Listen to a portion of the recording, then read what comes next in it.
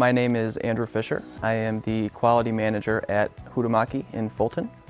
I've been there for about 6 years now, a little under 6 years.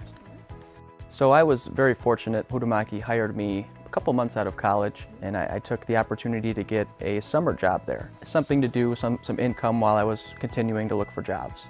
So I was a general laborer. My first job was painting the building. And that's kind of where I got exposed to manufacturing and the manufacturing world, all the different things that go into making something, to producing something. And I always thought it was, you stand in a line and you wait for something to come, and you have that one task that you're doing, and that's your station, that's your job.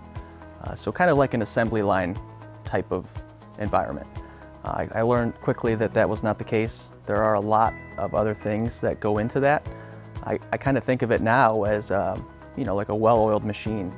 There are different gears and different departments and different pulleys and buttons, but they all affect each other in one way or another.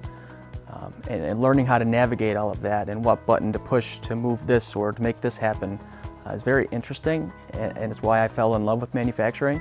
Like I said, it's never something I was exposed to before, but something I very quickly fell in love with and enjoy doing now. So there are a lot of opportunities for advancement in Hutamaki. The good thing about manufacturing is there are a lot of different avenues that you can take. Just because you start on one path doesn't mean you have to finish on that path. So just because I started in quality doesn't mean that I'm going to continue in quality. I could go to operations, or I could go to employee safety or continuous improvement. There are a lot of different avenues and a lot of different options. And a lot of people are interested in different things, and it kind of just depends on what your interest is. But the sky is really the limit as far as the opportunities that are available. As I mentioned, Hutamaki has a very extensive hiring program. They're looking for the best candidates for the job.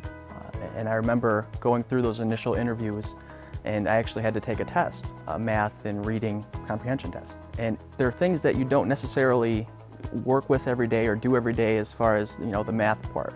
The simple stuff that you learned back in middle school. So at the One Stop, I was able to obtain studying materials, practice tests, things to get me using that math and English from grade school that I hadn't used in a while. It was different because I had to reteach myself how to do that.